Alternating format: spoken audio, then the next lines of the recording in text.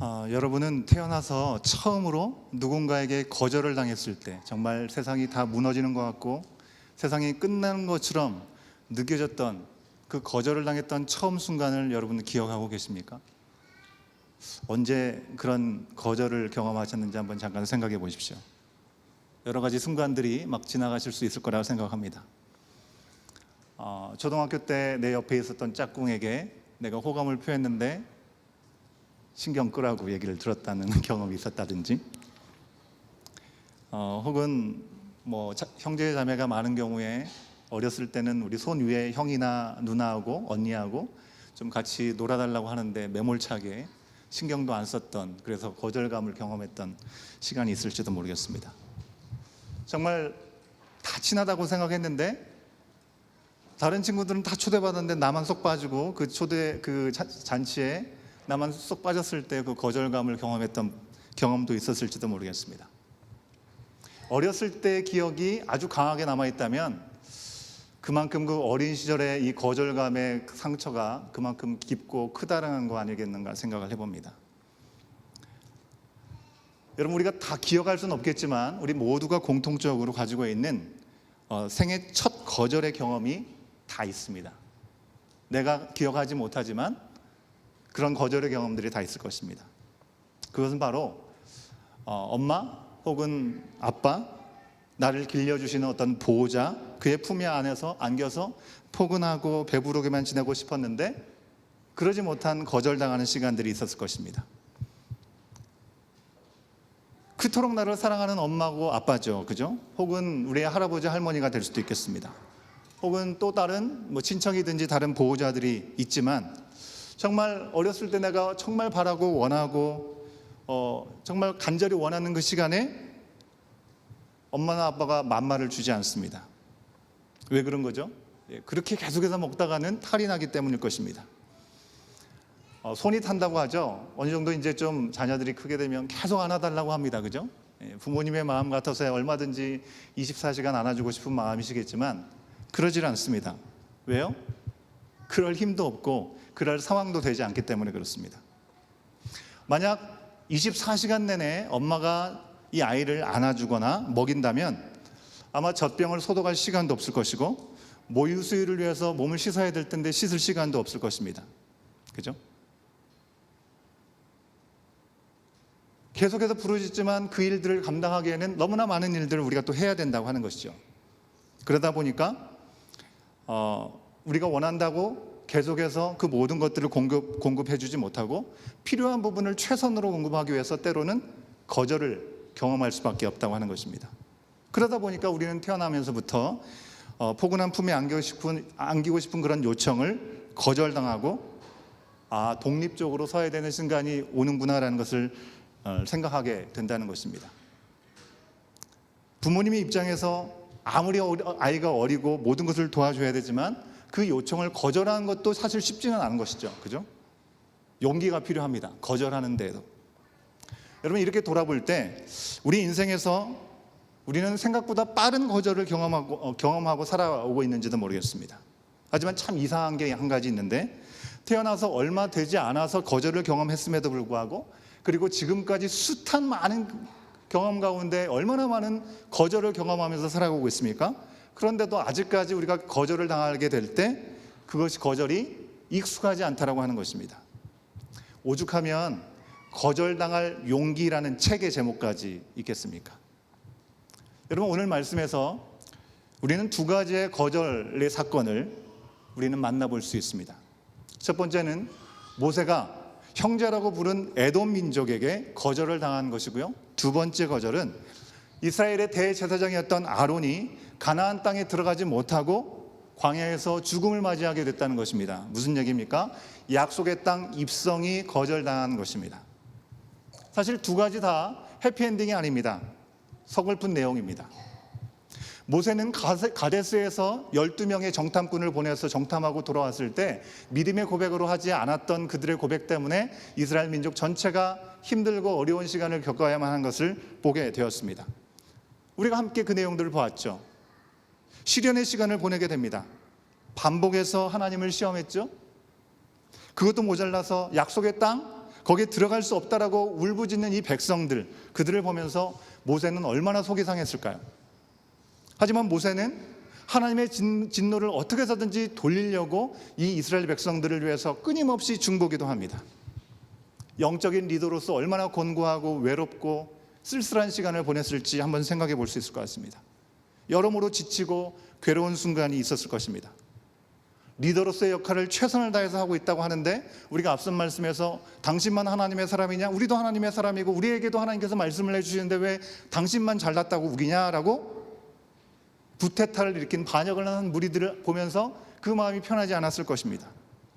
또 너무나 힘겹고 어려운 이 광야의 생활에서 우리가 너무 힘들다, 예전엔 고기도 먹고 파도 먹고 참외도 먹고 수박도 먹고 많은 것들을 먹었는데 먹을 수 없으니 이제 우리 다시 출애굽했던 애굽으로 돌아가자라고 얘기했을 때, 많은 사람들이 얘기할 때 그것을 들어주지 못하고 그것을 거절해야 됐을 때 모세는 참 힘들었을 것입니다. 모세만 그랬을까요? 수많은 사람들이 심판을 받고 죽었죠.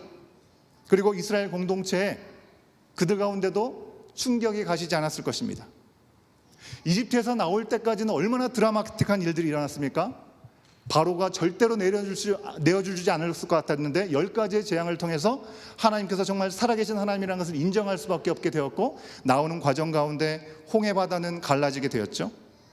먹을 것이 없는 광야에서는 매일매일 만나가 내려지고, 그리고 광야에서 마실 물이 없어서 죽게 되었다고 얘기했을 때 콸콸 흐르는 엄청나게 많은 물이 쏟아지는 일들을 경험하게 되었습니다. 우리가 찬양을 통해서 고백한 것처럼 낮에는 구름 기둥으로 밤에는 불 기둥으로 그들과 함께 동행하시고 그들을 인도하시는 하나님을 그들은 경험하게 되었다는 것입니다. 그런데 그 하나님, 그들 가운데 너무나 좋으시고 너무나 많은 것을 책임져 주신 하나님이신데, 그 하나님께서 진노하고 그들을 심판하실 때 그들은 얼마나 두려운 분이라고 생각했을까요? 그러니 그들 가운데 적지 않은 충격이 분명히 있었을 것입니다.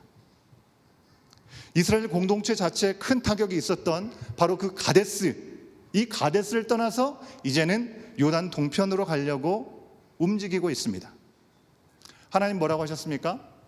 가데스 바냐에서 믿음으로 고백하지 못했던 그들의 날 계수해서 하루를 10년으로 1년으로 계산을 해서 40일 동안 정탐해왔던 것을 계수해서 40년 동안 광야를 유리하게 될 것이다, 방황하게 될 것이고 광야 생활을 해야 된다라고 말씀을 하셨습니다.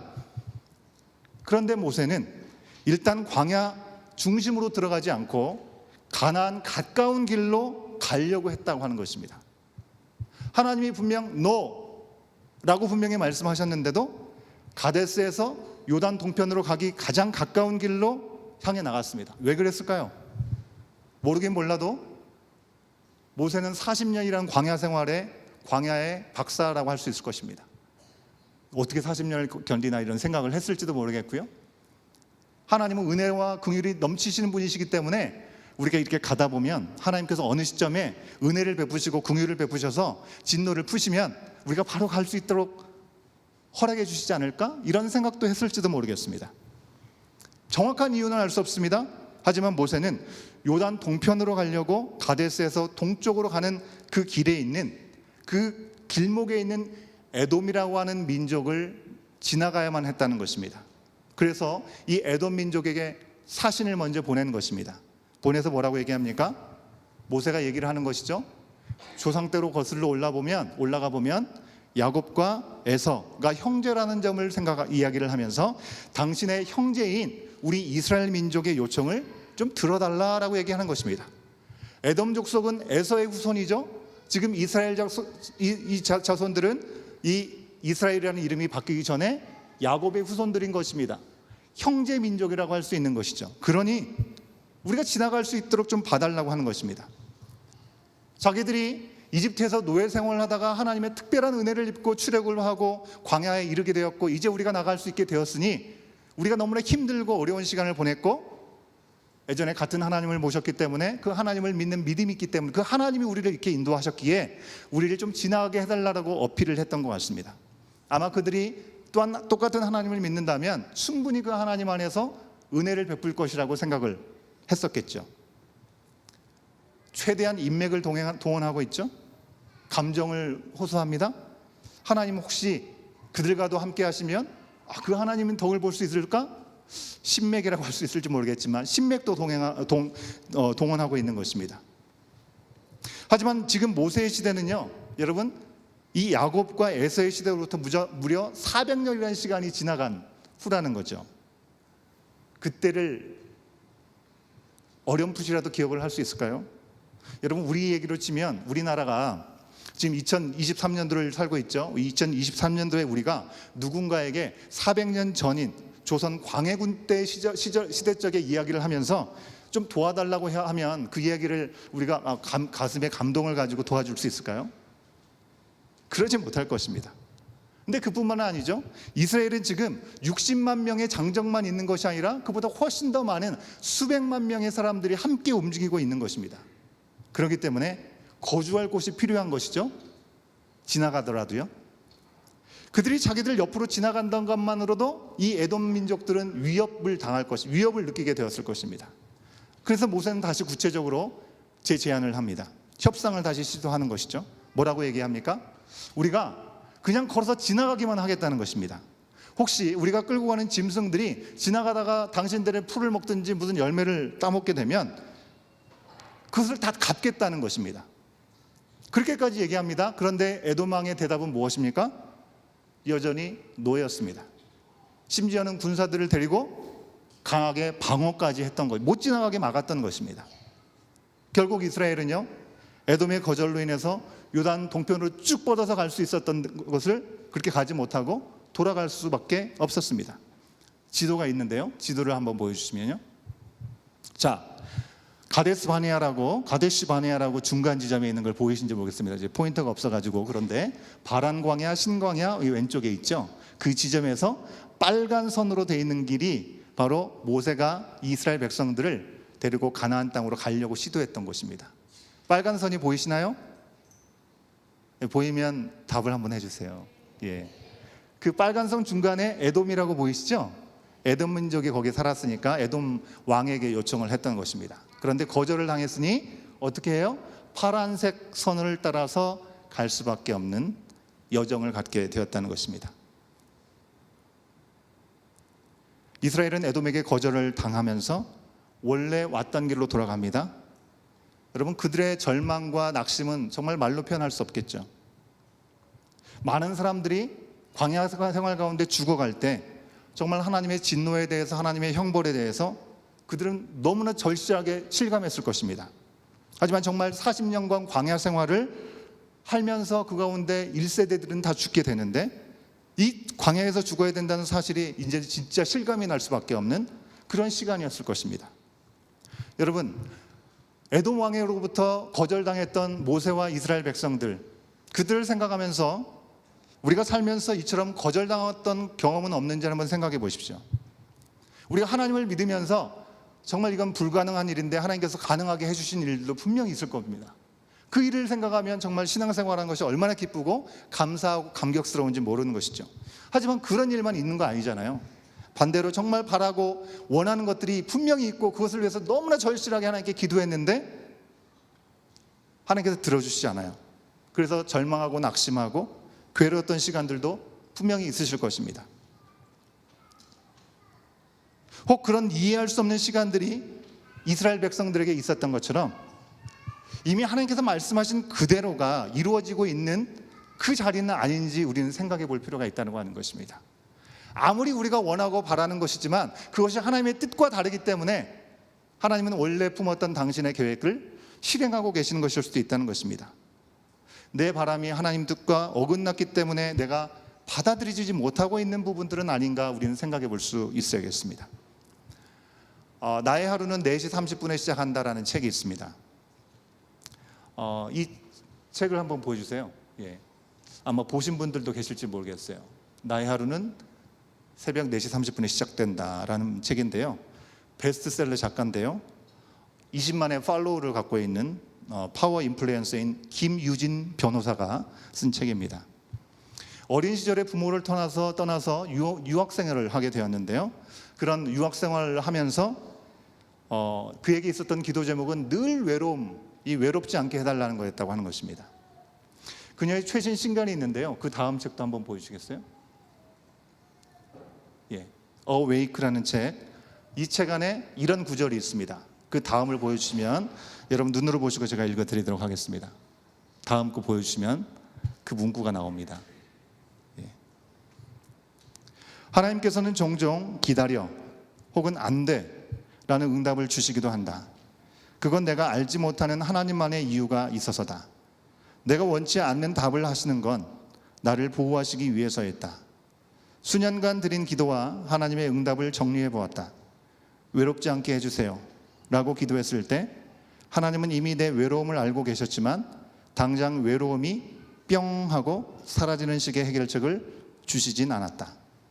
그러나 시간이 지나고 돌아보면 어김없이 하나님의 발자국을 볼 수 있었다. 공감이 되십니까, 여러분?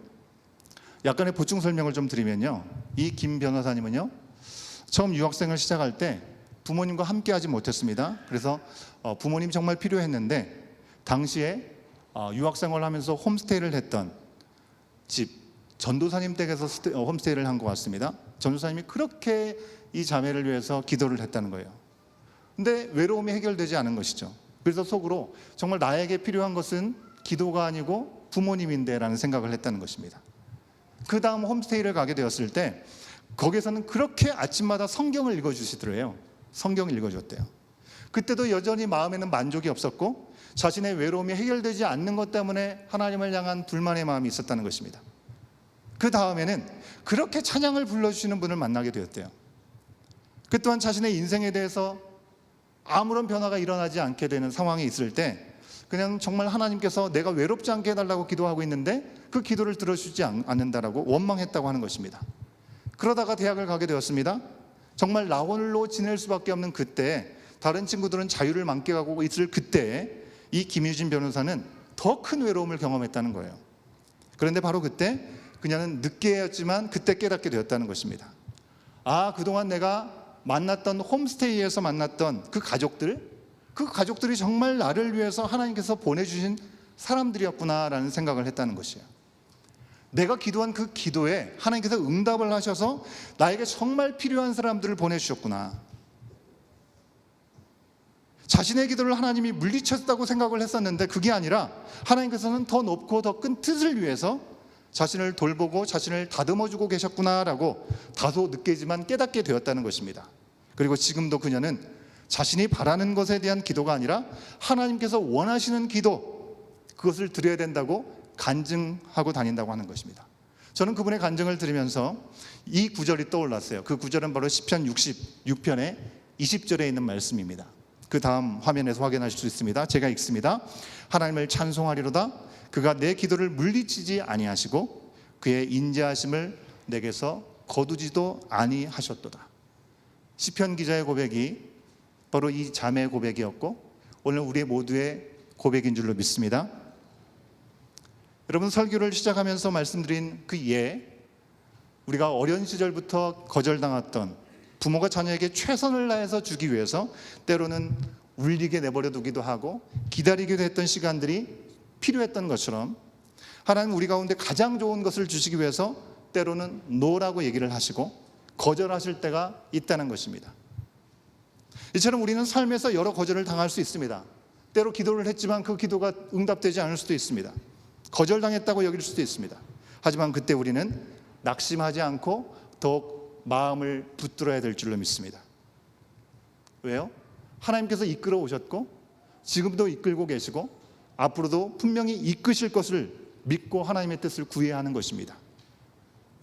여러분, 하나님의 뜻을 알기 전까지요, 우리는 결코 만족이라는 게 있을 수가 없습니다. 내가 원하는 것이 되면 이제 모든 것들에 대한 만족이 있습니까? 아니요.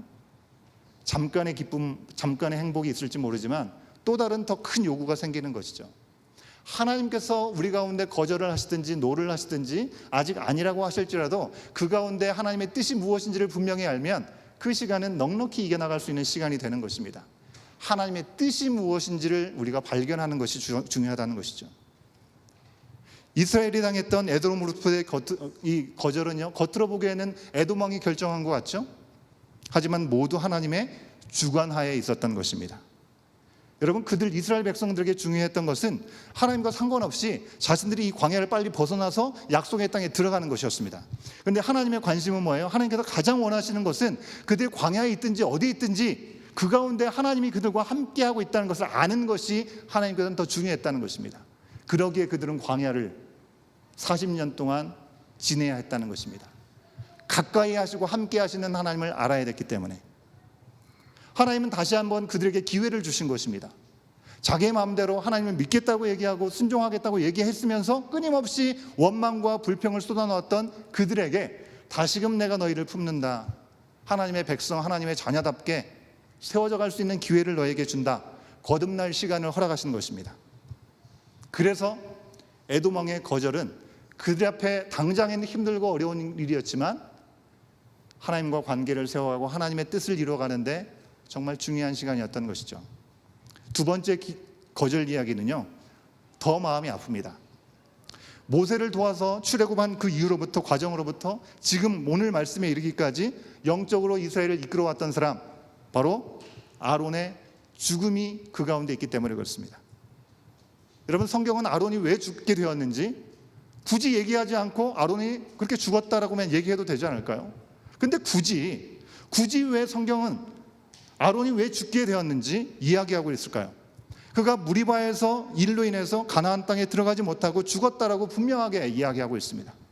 무리바에서 어떤 일이 있었습니까? 먹을 것, 마실 물이 없어서 고통하고 원망을 하고 있는 그들에게 모세와 아론은 분노를 일으키면서 그냥 말씀으로만 해도 물을 터치해서 낼 수 있었던 그곳에 두 번 치면서 하나님의 영광을 가리게 됐던 것이죠.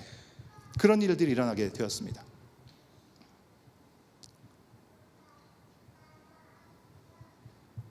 아론의 약속의 땅 입성이 거절되는 순간인 것이죠.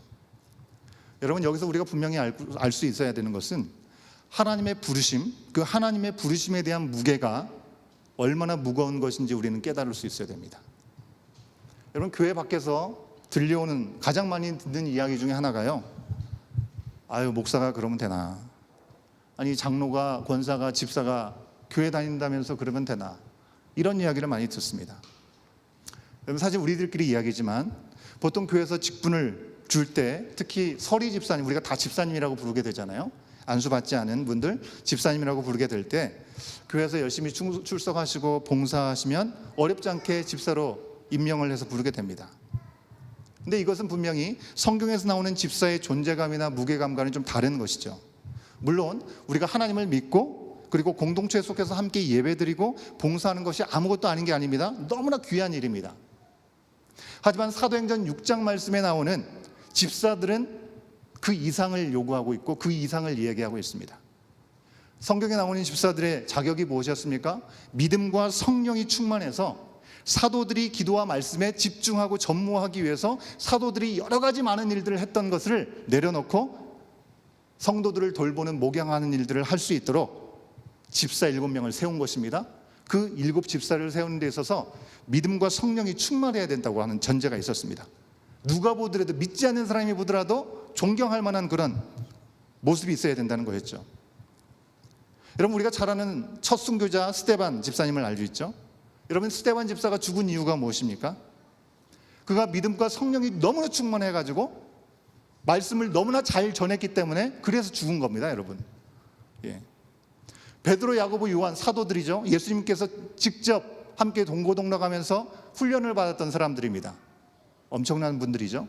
그런데 그런 분들이 아니고 늦게 세워진 일개 집사님이신 스데반을 죽이려고 달라들 정도였다고 한다면 이 스데반 집사님의 영향력이 얼마나 대단했는지를 우리는 어렵지 않게 상상해 볼 수 있죠. 신약교회 집사님들은 핍박받고 순교당하는 것을 두려워하지 않았고요, 사마리아와 이디오피아에 있는 사람들에게 전도하는 것, 선교하는 것에 통로가 된 사람들이라고 하는 것입니다. 여러분, 이처럼 영적 리더들의 사명은 사사로운 것일 수가 없습니다. 그저 나의 믿음 잘 지키고 내 할 일을 잘 알아서 하는 정도, 그 정도가 아니고요, 자격은 없지만 맡겨주신 그 은혜를 알고 매 순간 두려움과 떨림으로 순종하고 충성해야 되는 자리인 것이죠. 나의 열심이 아니라 하나님의 말씀을 온전히 따라야 하는 것입니다. 여러분, 이 말은 저도 100% 떳떳하다고 할 수 없는 말이죠. 늘 고민하고 도전하게 되는 부분입니다. 이번 성경 말씀에서 고라를 비롯한 여러 사람들이 영적인 권위와 리더십의 권위와 말의 힘과 이 영향력을 얼마나 부러워했습니까? 부러워했으니까 반역을 일으키려고 했던 건 아니겠습니까? 자기들도 그만큼 높아지려고 애썼던 거 아니겠습니까?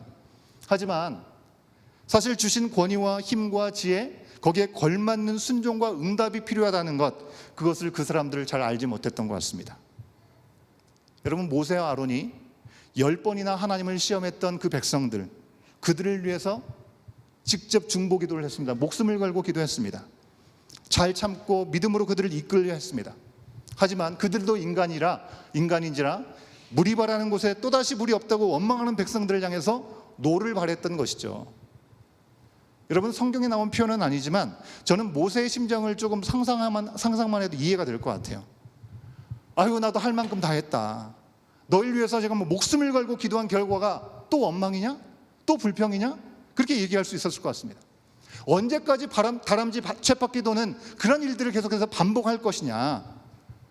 당신들은 기도할 줄 모르냐? 하나님 두렵지도 않느냐? 라고 얘기할 수 있었을 것 같아요. 너무 리얼하게 얘기했습니까, 제가? 그럴지도 모르겠습니다. 저 또한 자격이 없고 부족한 사람이지만 제가 강단에 서서 말씀을 전하고 주의 몸된 교회를 섬기다 보면 정말 하나님의 놀라운 손길을, 하나님의 은혜를 경험하면서도 기쁨을 넘치게 경험하면서도 한편으로는 반복되는 어떤 불신, 그런 말과 반복되는 그 불신의 행동들을 경험할 때 정말 물없이 고구마만 먹는 것 같은 그런 느낌이 들 때가 있거든요. 제가 이 자리에서 그런 말씀을 하는 것은 우리 교회의 얘기는 아니다는 걸 말씀드릴 수 있기 때문에 자유롭게 얘기하게 되는 것 같습니다. 여러분, 그런 답답한 순간 여지없이 드는 생각은요, 내가 지금까지 뭘 위해서 지금 이렇게 살고 있었지? 이런 생각을 갖게 하죠. 그러면 그 생각을 갖고 있으면 분노가, 화가 치밀어 오르게 되죠. 분명히 지금까지 하나님께서 부르시고 하나님께서 친히 일해 주셨는데도 마치 내가 뭐라도 큰 일을 한 것처럼 분노가 끌어오게 된다는 것입니다. 내가 살고 주님을 잊어버리는 순간에 여러분, 분노는 내 안에서 밖으로 표출되게 되는 것입니다. 모세와 아론의 이 무리바 사건은요, 단지 불평하는 이스라엘 백성들에게 단 한 번 화난 것에 대한 안타까운 옛날 이야기가 아닌 것입니다. 여러분, 이스라엘 백성들 얼마나 많이 불평하고 불만하고 화를 냈습니까? 모세와 아론은요, 성경 표현에 보면 그렇게 없어요. 그들이 참느라고 화병이 생겼을 것 같아요. 그런데 공식적으로 한 번 화냈는데 그 한 번 화낸 거 가지고 하나님께서 너무나도 엄중한 벌을 내리고 있는 거 아닙니까? 그들이 원했던 길도 아니고 이스라엘 백성들을 끌고 40년 동안 광야 생활하고 함께 들어가기를 원하는 그곳인데 너희는 못 들어가라고 한 것입니다. 그 얘기를 들으면 하나님 너무 옹졸하신 거 아닌가? 그런 생각을 갖게 된다는 것입니다. 그런데 그냥 옛날의 이야기가 아니고요, 지금 이 시대를 살아가면서 하나님의 제사장으로 부름받은 우리들, 왕 같은 제사장으로 우리를 부르셨다라고 베드로 사도가 우리 가운데 말씀해주고 있지 않습니까? 제사장으로 부르심을 받은 우리들의 삶과 우리들의 신앙에 대한 이야기를 하고 있는 것입니다. 하나님의 뜻대로 근심하고 하나님의 뜻대로 책망하는 것이 아니라 그저 내 자의로 성내고 내 생각 때문에 내 뜻대로 분노하는 것, 그것에 대해서 생각해 보게 하는 것입니다. 그런 성냄 그 이면에는요, 내 인생의 주관자가 하나님이 아니라 나라고 생각하기 때문에 그런 마음이 드는 것 아니겠습니까? 그런 착각과 교만이 있기 때문에 그런 것이죠. 여러분, 하나님이 아론에게 하신 아주 잔인한 거절로 여겨지는 오늘의 말씀, 어쩌면 그것은 우리를 위한 것입니다. 여러분, 모세와 아론만 생각하면 하나님께서 그들을 왜 약속의 땅에 들여보내지 못할 이유가 뭐가 있겠습니까? 어떤 존재보다도 모든 걸 품어 안으시는 하나님이신데 그냥 넘어가 주실 수도 있는 것이라고 생각합니다.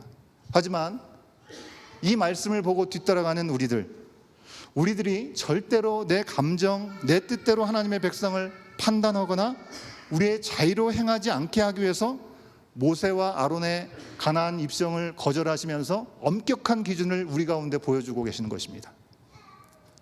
사랑하는 여러분, 거절당하는 것을 좋아하는 사람은 아무도 없습니다. 하지만 때로 하나님은 거절하십니다. 누구를 위해서요? 나를 위해서, 우리를 위해서. 하나님의 거절하심에 상처를 받기보다는 왜 그것을 지금 나에게, 우리에게 거절하고 계시는 걸까? 퀘스천을 달고 그 가운데서 하나님의 기쁘신 뜻, 그 안에 담겨져 있는 하나님의 더 큰 사랑, 그 은혜, 하나님의 그 큰 공의를 볼 수 있어야 되는 것입니다. 하나님이 아론이 가나안에 들어가는 것, 그것을 거절하셨지만 여러분, 그렇다고 해서 아론 때문에 그의 가족 일가를 내치신 것이 아니잖아요. 그에게는 여기까지라고 말씀하시고 그의 아들 엘르아사를 대제사장으로 세우십니다. 그것은 여전히 그들을 포기하지 아니하시고 사랑하고 계시다는 것을 보여주고 있는 것이죠. 하나님의 거절, 그 이유는요, 끝이 아니라 새로운 역사의 시작인 줄로 믿습니다. 찬양팀은 나오시면 좋겠습니다. 우리가 어떤 거절을 경험한다면 하나님께서는 이제 새로운 역사를 시작하려고 하시는구나, 그 믿음의 눈으로 바라보고 믿음의 입술로 하나님을 고백할 수 있어야 될 줄로 믿습니다. 오늘도 우리를 포기하지 않고 사랑하시는 그 하나님 한 분만을 우리가 믿고, 우리가 원치 않은 어떤 상황이 있다 할지라도 두려워하거나 놀라거나 실망하지 않아야겠습니다. 하나님은 하나의 문을 닫으시면 다른 문을 반드시 열어 그 길을 보여주십니다. 이제 함께 하시는 하나님, 하늘이 땅보다 높고 내 생각보다 크고 높으신 그 하나님만을 붙들고 나가겠습니다. 그런 결단의 마음으로 우리 다 같이 일어나셔서 우리 함께 찬양하실 때, 주님, 나의 마음 가운데, 생각 가운데 함께하여 주시옵시고, 우리의 생각보다 크고 높으신 완전하신 하나님의 뜻 가운데 내가 그 길을 따라가겠습니다. 거절하신다면 그 시간을 통해서 우리 가운데 허락하실 새로운 역사를 바라보게 하여 주시옵소서. 간절한 기도의 마음으로, 결단의 마음으로 우리 함께 찬양하겠습니다.